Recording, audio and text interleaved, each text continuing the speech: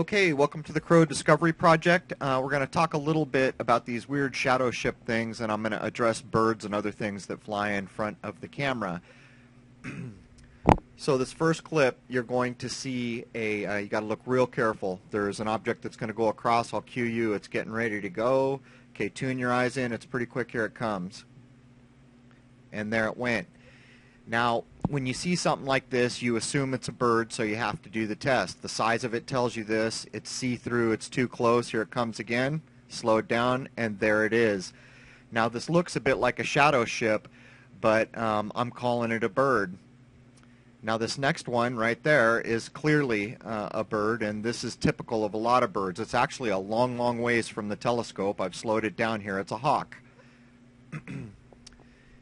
And then we get into these ones that are not easy to call. You'll have to tune your eyes in here. And so you see it and you think, oh, that looks like these shadow ship things that we film, but then you have to test it.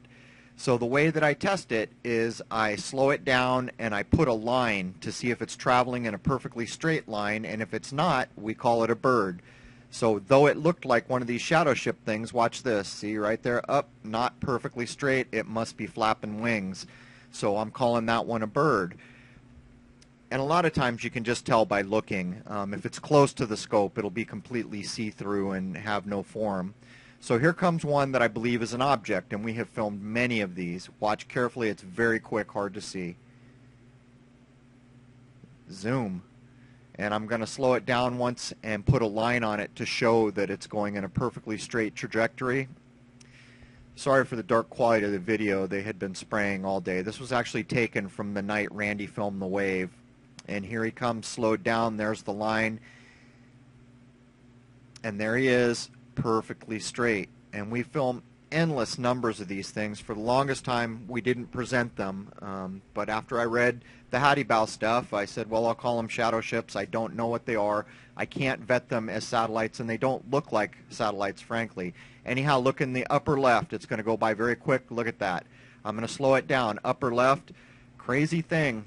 Almost too good to be true. This is what Randy caught, I think, last night. We were looking at it going, what the heck is that thing? So here's a still, and I'll zoom in. We're thinking, is that balloons? What is that?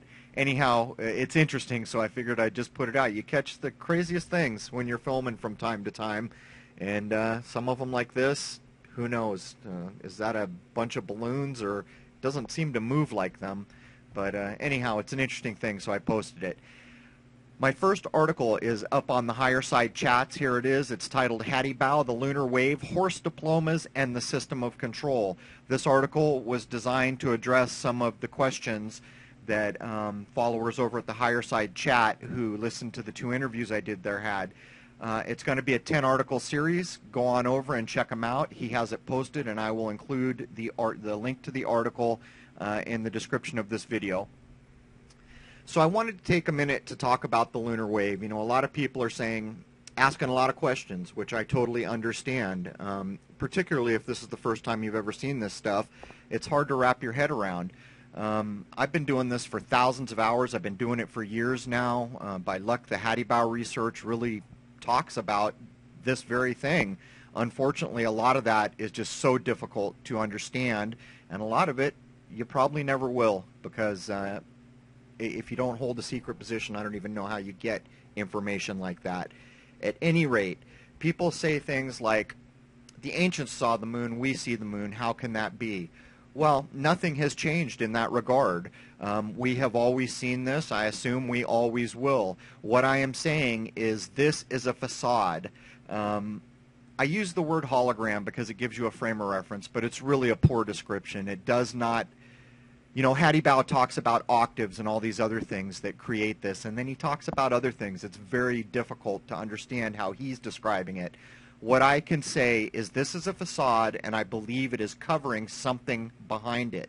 And I believe that something is what actually is the system of control for many of the things we see down here. Tides is an example. We've been told tides is because of the gravity of the moon and the orbit and all these other things. What I am saying is I no longer believe that to be true.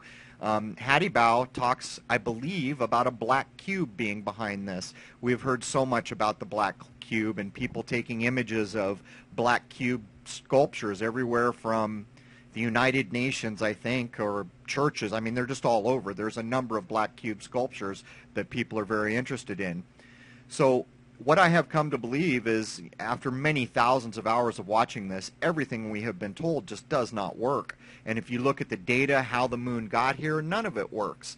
And another thing that's strange is, in my sky watching years, I have seen so many fireballs come into the sky, and we're told all these meteors come and hit us every year.